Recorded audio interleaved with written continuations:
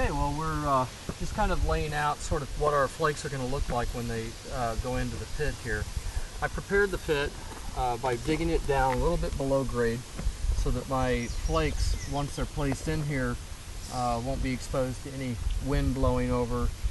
The fire and the coals will sit up above it. And what I've done is I've taken a pyrometer and I've dug a channel into the ground, buried the wire, and brought it up. It'll sit at about the 2-inch mark here when we get the sand pulled in.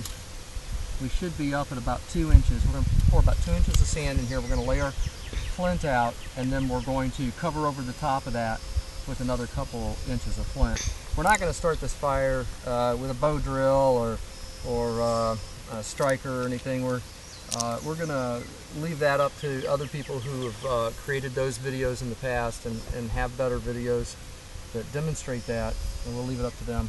What we're doing is we're just trying to record the data about how the fire behaves and how that translates to what is going on with the flint down below the sand. So the first thing we're going to do is we're going to place our sand in, and we're going to put about 2 inches of sand down inside of our pit, indicated by that wire that's coming up right there. We'll have a pretty good idea. What this sand is going to do, it's going to create an insulating barrier between the flint and the ground. And this sand has all the rocks and everything has been pulled out of this sand so it doesn't transfer heat down to it. Looks like we need about another inch of sand. This technique of what I'm doing is based on things that I've read on the internet and a couple experiments that we've done here at the house. You can tell this hearth has been used multiple times for a lot of different experiments.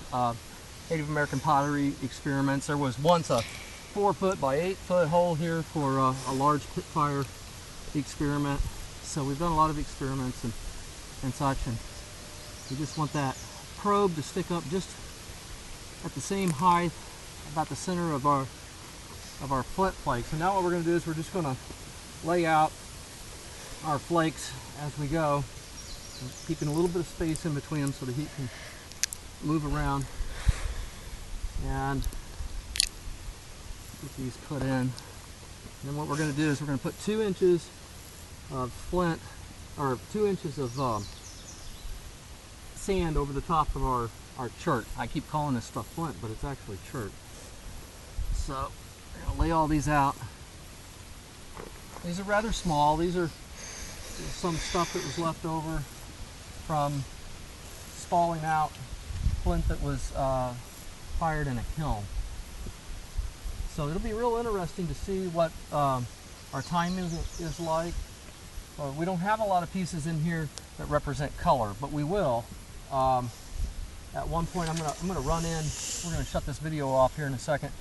I'm gonna run in. I'm gonna put some colored pieces along the back side there, and we had one large biface in here that I haven't located yet, but we're gonna put that larger biface down inside of here so we can compare it to the piece that we have, the flint that we have in the house. So that's just basically what we're gonna do. We're gonna put another 2 inches on here, and then we're gonna be building the fire over the top of this and recording some of the data. So once the fire gets going, I'll take photographs to be posted online, and then I'll post the chart when it's all done, and then we'll videotape it as we pull the flint out and talk about it. That's it.